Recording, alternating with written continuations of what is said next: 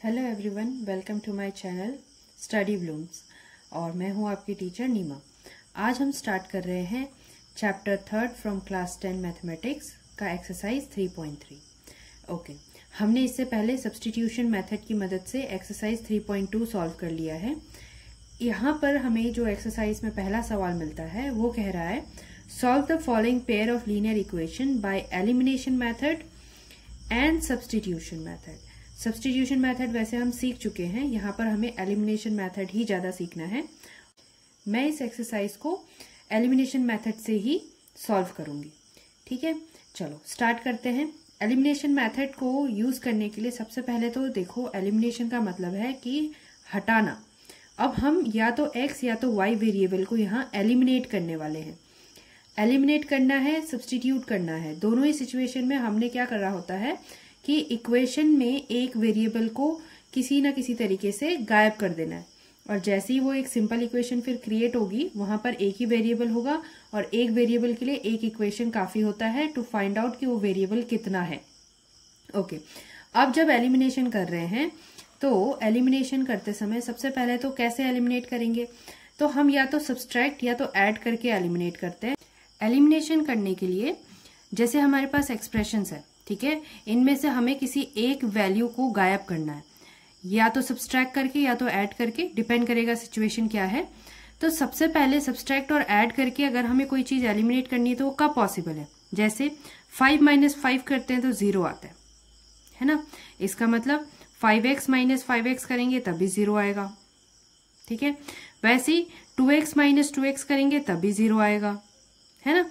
तो ऐसा कोई सेटिंग तैयार करना है जिसमें दोनों का कोफिशिएंट सेम हो जाए। अब इस एक्सप्रेशन में देखो, हमारे पास 2x ऑलरेडी है और इस एक्सप्रेशन में हमारे पास बस x है। अगर मैं किसी तरीके से x के आगे कोफिशिएंट 2 बना दूं तो मैं यहां पर एलिमिनेशन कर सकती हूँ। कैसे बनाए भाई इसके आगे कोफिशिएंट 2? मैथ्स है, इक्वेशन को बिगाड़ नहीं सकते, अपनी मर्जी से कुछ नहीं डाल सकते। तो हम पहले इस इक्वेशन 1 पे, मान लो ये इक्वेशन 1 है और ये इक्वेशन 2 है, तो हम पहले इक्वेशन 1 को 2 से मल्टीप्लाई कर देते हैं होल में, पूरे इक्वेशन को मल्टीप्लाई करेंगे तो हमारे पास एक एक्सप्रेशन आएगा। उसी तरह से 2x - 3y = 4 है, इसको जब हम लोग मल्टीप्लाई करेंगे तो कितने से करना पड़ेगा? 2 तो ऑलरेडी है तो हमें किसी से मल्टीप्लाई करने की जरूरत नहीं है। अगर लिखना चाहो तो ये लिख सकते हो कि हम इक्वेशन 1 से मल्टीप्लाई कर रहे हैं। तो अब क्या होगा, पहला स्टेप जो हमें एलिमिनेशन मेथड में करना होता है वो है मल्टीप्लिकेशन। तो हम बोलेंगे multiply equation 1 by 2 and equation 2 by 1। ठीक है, ऐसा करने से हमारे पास क्या बना, हमारा जो एक्सप्रेशन है अब हम उसे लिख सकते हैं x के साथ 2x + y - 5। ये हो गया मल्टीप्लिकेशन में। एंड इस तरफ बस 1 से मल्टीप्लाई हो रहा है, 2x - 3y = 4। तो अब क्या होगा, 2 × x हो गया 2x प्लस 2 × y हो गया 2y = 2 × 10 हो गया, 2 × 5 हो गया 10। ध्यान देना 2 से सब मल्टीप्लाई होंगे, सब इक्वेशन के लेफ्ट साइड भी राइट साइड भी। वैसे ही 1 से है तो ये एज इट इज आने वाला है, 2x - 3y = 4। तो अब ये हमारे नए इक्वेशन है, इनके नाम हम रख देंगे, लाइक ये हो गया इक्वेशन 3 और ये हो गया इक्वेशन 4। अब क्या करना है, देखो यहाँ पे 2x है, यहाँ पर 2x है ना, दोनों पॉजिटिव नंबर्स है। तो जब हमें पॉजिटिव कॉमन नंबर मिल रहे होते हैं तो फिर हम सब्सट्रैक्ट करते हैं। अगर एक पॉजिटिव एक निगेटिव होता तो हम उसे ऐड करते। खैर फिलहाल हमें पॉजिटिव नंबर्स मिले, तो अब हम क्या करेंगे, सब्ट्रैक्टिंग इक्वेशन 4 बाय इक्वेशन 3। इसका ध्यान रखना, इक्वेशन 4 बाय इक्वेशन 3 बोला है तो मतलब इक्वेशन 3 ऊपर लिखोगे और इक्वेशन 4 उसके नीचे लिखोगे while you are doing subtraction. तो ये हो गया 2x + 2y = 10 एंड दूसरा इक्वेशन है 2x - 3y = 4। ये दो इक्वेशंस हमारे पास है, इनको बस सब्सट्रैक्ट करना है। तो यहाँ माइनस साइन हो गया, यहाँ प्लस साइन हो गया, यहाँ माइनस साइन हो गया। तो अब हमें क्या मिलेगा, देखो 2x और 2x दोनों माइनस हो गए तो कैंसिल हो गए, 0। ओके, यहाँ पे हमारे पास 2y है और 3 का अब ये साइन यूज होगा, प्लस साइन। माइनस साइन हम नहीं यूज करेंगे क्योंकि हमने सब्सट्रैक्शन किया, तो सब्सट्रैक्शन में जो नीचे हमने इक्वेशन लिखी है उनकी सबकी साइन बदल जाती है। यानी अब हम मान के चल रहे हैं कि 2x निगेटिव हो चुका है, 3y पॉजिटिव हो चुका है, 4 जो है वो निगेटिव हो चुका है। तो पॉजिटिव 2y पॉजिटिव 3y दोनों को प्लस करेंगे तो हमें मिलेगा 5y। और इक्वेशन की लेफ्ट साइड राइट साइड में 10 के साथ 4 को माइनस करेंगे तो हमें मिलेगा 6। तो इस तरह से y की वैल्यू आ गई, y हमारा हो गया 6 डिवाइडेड बाय 5। एक बार अगर y मिल गया तो अब x कैसे मिलेगा, तो x के लिए हम इनमें से किसी भी इक्वेशन में जा सकते हैं। इक्वेशन 1 2 3 4, तो जो सबसे सिंपल इक्वेशन दिखता है उसमें जा करके पुट कर दो और तुमको मिल जाएगा इक्वेशन वैल्यू ऑफ x। तो हम कर रहे हैं इक्वेशन 1 में putting the value of y in equation 1। Equation 1 क्या थी, ये थी x plus y equals to 5 और हमें y की वैल्यू मिल रखी है तो हम लिखेंगे x प्लस वाई हमारे पास है 6/5 इक्वल्स टू 5। नेक्स्ट अब क्या होगा, तो इधर सॉल्व कर देती हूँ। ये हमारे पास x हो जाएगा 5 माइनस 6/5। जो 6/5 है वो राइट हैंड साइड में आकर माइनस में चला गया तो ये माइनस हो गया। नाउ हमारे पास जो डिनोमिनेटर है वो है 1 और इधर डिनोमिनेटर 5 है, दोनों का एलसीएम 5 आता है। तो 5 बनाना है तो इसको मल्टीप्लाई बाय 5 करेंगे और इसको मल्टीप्लाई बाय 1 करेंगे। क्या मिला हमको, अब हमें मिल रहा है 5 5 25 माइनस 6 होल डिवाइडेड बाय 5। 25 में से 6 गया तो वी विल गेट 19/5। ये आ गई x की वैल्यू। तो अब हमें x भी मिल चुका है और y भी मिल चुका है। तो इस तरीके से एलिमिनेशन के मेथड से हम जो हमारे सॉल्यूशंस है उनको फाइंड कर सकते हैं। एक हमने सब्स्टिट्यूशन सीख लिया है और ये है एलिमिनेशन। अब करते हैं इसका सेकेंड पार्ट। इक्वेशन 2 हमारे लिए हमें दिया है 3x plus 4y equals to 10, 2x minus 2y equals to 2। Okay, अभी देखो यहाँ पर अगर हम देखें 3, यहाँ 3 है x का, यहाँ पे 2 है। अब हम किससे मल्टीप्लाई करेंगे ये सेम हो जाए, यहाँ दिक्कत है। तो यहाँ पे ना हम एलसीएम की मदद लेते हैं। अगर एलसीएम ऑफ 3 एंड 2 हम फाइंड कर लें तो हम उतना बना सकते हैं इन दोनों को। जैसे 2 और 3 का एलसीएम होता है 6, तो 6 बनाने के लिए हम पहले इक्वेशन को 2 से मल्टीप्लाई कर देंगे, दूसरे इक्वेशन को 3 से मल्टीप्लाई कर देंगे।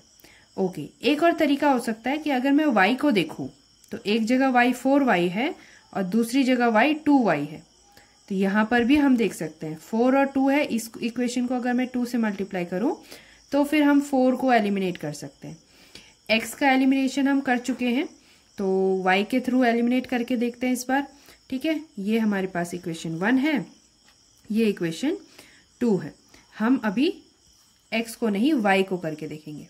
ठीक है, तो क्या करना पड़ेगा, फर्स्ट इक्वेशन में तो 4 ऑलरेडी है 4y, सेकेंड इक्वेशन में 2y है, इसको 2 से मल्टीप्लाई करेंगे तो ये 4y हो जाएगा।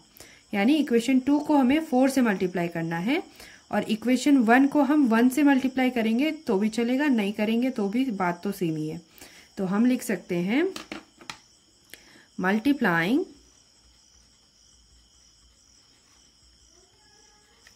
Equation 1 by 1 and equation 2 by 2।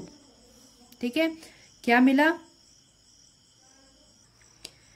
तो हमें मिलेगा 3x plus 4y equals to 10 multiply by 1 and दूसरे इक्वेशन में 2 से मल्टीप्लाई करेंगे 2x minus 2y equals to 2। तो अब हम कैसे लिख सकते हैं, 1 से लिखा तो 3x plus 4y equals to 10 हो गया इक्वेशन 3 और 2 2 ज़ा 4x माइनस 2 2 ज़ा 4y इक्वल्स टू 2 2 ज़ा 4। ये हो गया इक्वेशन 4। ठीक है, तो हमारे पास दोनों इक्वेशंस तैयार है। अब हमें इनको करना है ऐड या सब्सट्रैक्ट। अच्छा, ऐड या सब्सट्रैक्ट कैसे ध्यान देते हैं, देखो हमें y को एलिमिनेट करना है। यहाँ पर एक y है, यहाँ पर एक y है, एक ऑलरेडी प्लस में है, दूसरा माइनस में। अगर हम इसको सब्सट्रैक्ट करेंगे तो इसका साइन बदल जाएगा, फिर से प्लस हो जाएगा, तो फिर ये एलिमिनेट नहीं होगा। हम क्या करना होगा कि हम इसे जस्ट ऐड कर दें। ऐड करने पर भी इंटीजर्स का जो सब्सट्रैक्शन और एडिशन सेम बात है, हमें तो साइन पर खेलना पड़ता है, तो इसीलिए हम इसको ऐड करेंगे तो भी ये एलिमिनेट आराम से हो जाएगा। तो हम अभी क्या लिखेंगे, एडिंग इक्वेशन 3 and 4।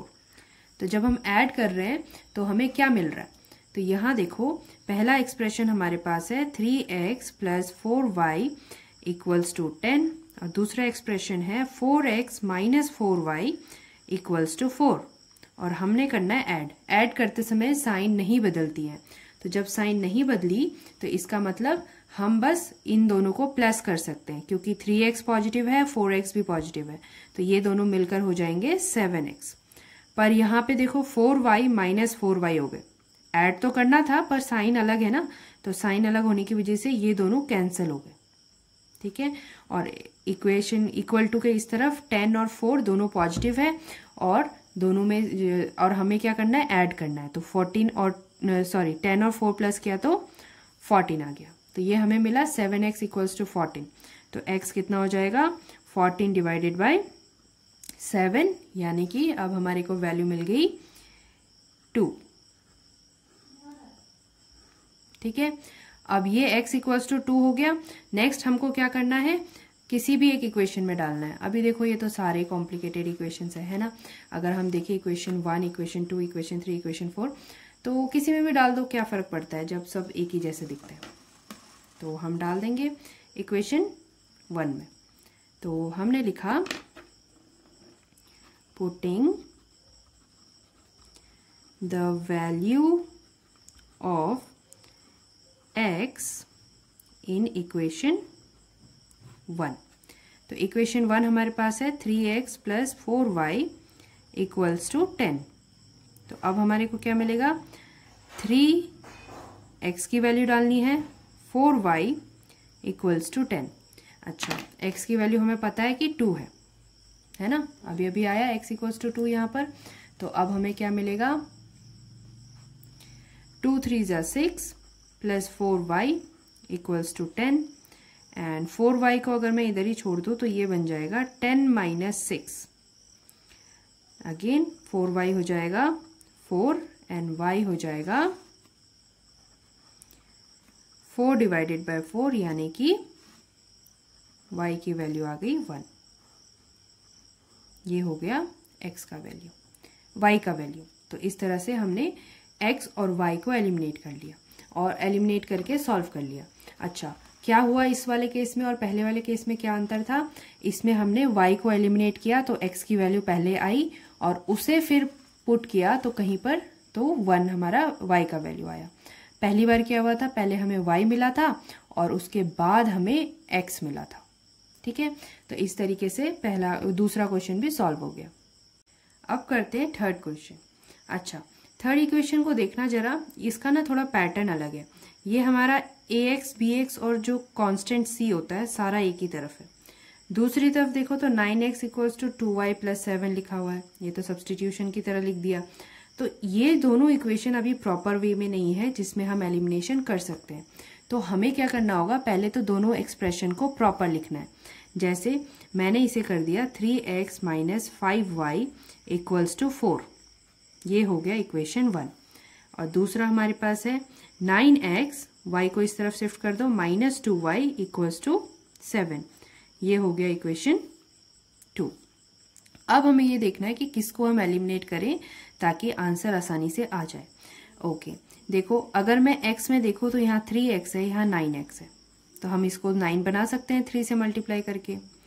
और अगर मैं y को देखती तो क्या होता, तो यहाँ पर हमारे पास 5y है, यहाँ पर 2y है, इनको कैसे कर सकते हैं, तो यहाँ पे फिर वही है कि एलसीएम से फाइंड करो कि 2 और 5 का एलसीएम कितना होता है, तो 10 होता है। 10 एलसीएम है तो हमें इन दोनों को 10 बनाना पड़ेगा, यानी कि इस इक्वेशन को 2 से मल्टीप्लाई करना पड़ेगा, इस इक्वेशन को 5 से मल्टीप्लाई करना पड़ेगा। तो हम दोनों में से कोई भी मेथड यूज कर सकते हैं। तो हमने क्योंकि x के साथ ये मल्टीपल्स वाले तरीके से तो कर लिया है, तो अब हम क्या करेंगे 5y और 2y के लिए करके देखते हैं। ये हमारा तीसरी तरीके से हो जाएगा। ठीक है, कैसे तीसरा तरीका हो रहा है? जब हमने पहला इक्वेशन किया था, जो पहला इक्वेशन हुआ, यहाँ पर हमने पहले इक्वेशन को पहला क्वेश्चन जो था उसमें पहले इक्वेशन को हमने मल्टीप्लाई किया था 2 से, क्योंकि दूसरा वाला उसके 2 टाइम्स था, है ना, x था, ये 2x था, तो हमने इसे 2 से मल्टीप्लाई किया। फिर जब हमने दूसरा इक्वेशन किया तो दूसरा इक्वेशन करते समय हमने देखा कि जो y वाला है वो फिर मल्टीपल में, ये 2y था, ये 4y था, तो इसको 2 से मल्टीप्लाई करते काम बन जाता। लेकिन इस बार जो हमें मिल रहा है y को अगर हम देखें तो दोनों तरफ हमें नंबर्स के साथ मल्टीप्लाई करना जरूरी है। कितने नंबर से? जितने भी नंबर से पॉसिबल 10 आंसर आ जाए। तो हम क्या करेंगे, मल्टीप्लाइंग इक्वेशन 1/2 एंड इक्वेशन 2/5, है ना। 1 को 2 से मल्टीप्लाई करेंगे और 2 को 5 से मल्टीप्लाई करेंगे, ताकि जो 10-10 वाले एक्सप्रेशन है वो तैयार हो जाए। तो हमने क्या किया, 3x minus 5y equals to 4 को मल्टीप्लाई कर दिया 2 से, ठीक है। और वैसे ही 9x minus 2y equals to 7 को मल्टीप्लाई कर दिया 5 से। तो क्या मिला, 2 3 जा 6x माइनस 2 5 जा 10y इक्वल्स टू 2 4 जा 8। ये हो गया हमारा थर्ड इक्वेशन।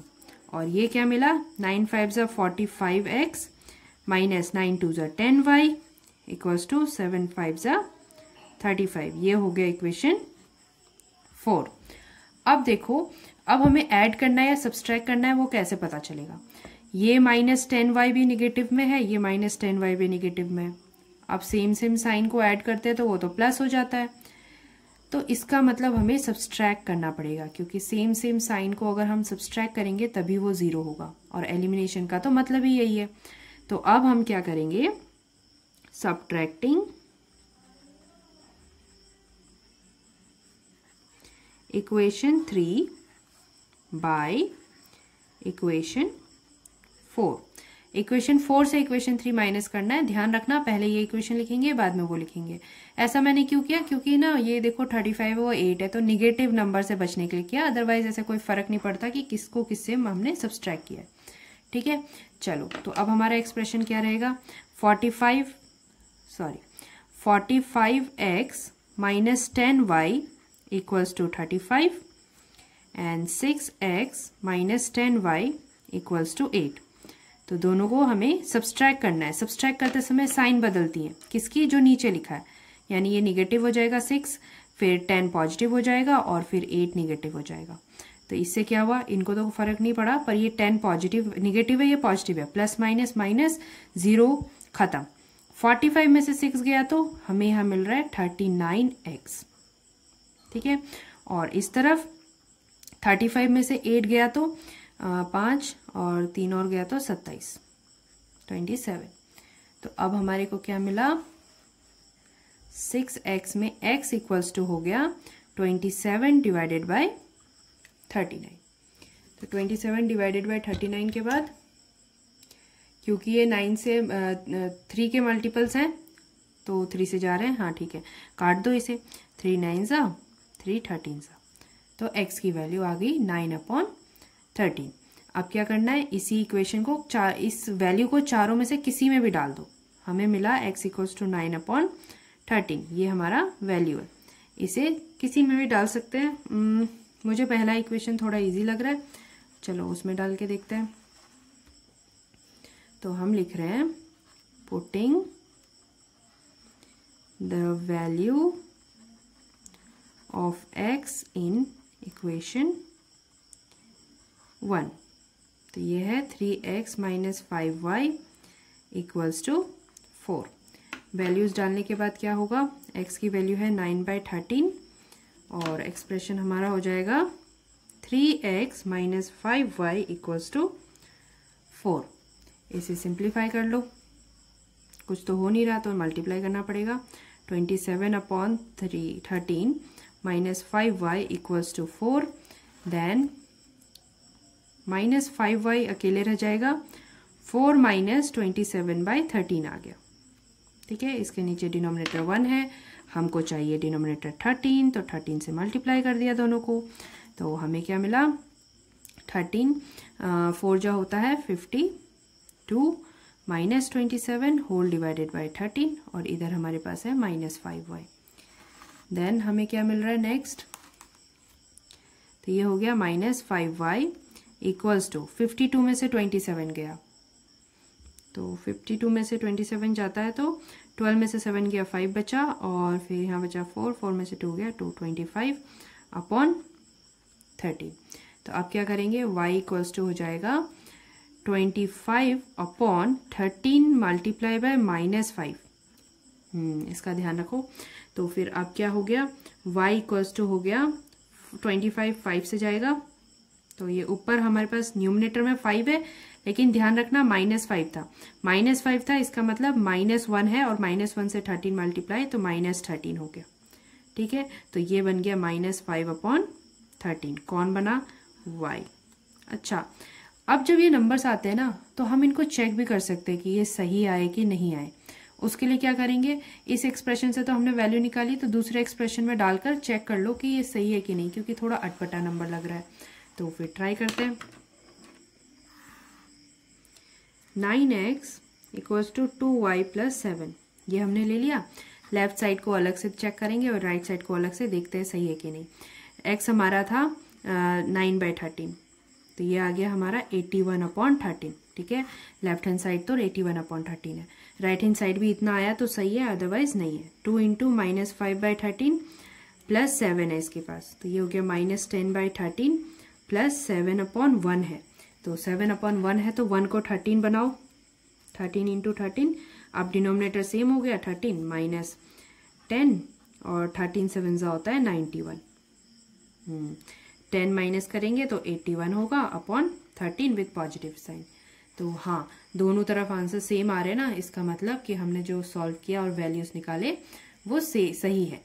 हमें क्या मिला, x इक्वल्स टू 9/13 मिला, और y इक्वल्स टू मिला -5/13। अब करते हैं नेक्स्ट क्वेश्चन। क्वेश्चन नंबर 4 में देखो, इसका पैटर्न कैसा है, फ्रैक्शन वाला है ना। तो फ्रैक्शन वाले क्वेश्चंस तो वैसे सीधे हम कर नहीं सकते, बहुत झमेला हो जाएगा। तो हम क्या करेंगे, पहले इनको सिंप्लीफाई कर लेंगे। जैसे दोनों के पास 2 और 3 है, तो हम क्या कर सकते हैं, एलसीएम निकाल सकते हैं। 2 और 3 का एलसीएम 6 है, तो एक काम करो, इसे 6 बनाओ। 3 से 3 मल्टीप्लाई हो गया, और ये 2 से मल्टीप्लाई हो गया। तो हमें क्या मिल रहा है, 3x/6 plus 4y/6 equals to -1। तो अब हम इसे सिंप्लीफाई करके 3x plus 4y whole divided by 6 equals to -1 लिख सकते हैं, जो कि फिर 3x plus 4y equals to -6, यानी कि फर्स्ट इक्वेशन तैयार हो गया। ठीक है, इस तरफ यहाँ पर भी नीचे डिनोमिनेटर में 1 है, 3 और 1 का तो एलसीएम 3 ही आएगा, तो इसे 3 बना लो भाई। इसको करने की जरूरत नहीं है, पर ये 1 से मल्टीप्लाई हो रहा है। तो अब क्या हो गया, 3x minus y whole divided by 3 equals to 3। Then हम और सिंप्लीफाई करें तो 3x माइनस वाई हो जाएगा 9। ओके, ये हो गया हमारा इक्वेशन 2। अब देखते हैं कि एलिमिनेशन के चांसेस कहाँ पर है। ओह वाओ, देखो यहाँ 3x है, यहाँ पर भी 3x है। इस वाले केस में तो एलिमिनेशन के लिए कोई मल्टीप्लिकेशन करने की जरूरत ही नहीं है ना। हमें किसी से मल्टीप्लाई करना पड़ता था, या तो 2 से या तो 3 से चेक करते थे हम कि कौन सा मल्टीप्लाई बन रहा है। पर इस वाले केस में ऑलरेडी है, तो फिर टेंशन की बात नहीं, डायरेक्ट इन्हीं को सब्सट्रैक्ट कर दो, क्योंकि दोनों पॉजिटिव है ना। पॉजिटिव है तो सब्सट्रैक्ट करना पड़ेगा। एक पॉजिटिव एक नेगेटिव होता तो हम ऐड कर रहे होते।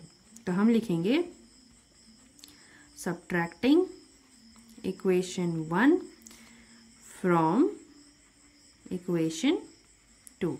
अब ऐसा क्यों किया मैंने, क्योंकि यहाँ 9 है, वहाँ -6 है। अगर मैं उल्टा रखती तो नेगेटिव में आ जाता, मुझे नेगेटिव अवॉइड करना पसंद है, तो मैंने उसे ऊपर लिखा, इसे नीचे लिखा, ताकि ये ऐड सब्सट्रैक्ट होते समय पॉजिटिव आंसर ही दें, क्योंकि 9 बड़ा है।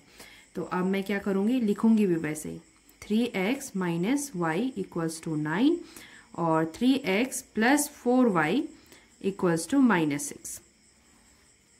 तो ये हो गया। हम सब्सट्रैक्ट कर रहे हैं तो साइन बदलेंगे, तो 3x के लिए माइनस का साइन, ये भी माइनस हो जाएगा और ये बन जाएगा प्लस। सो 3x पॉजिटिव नेगेटिव कैंसिल हो गया।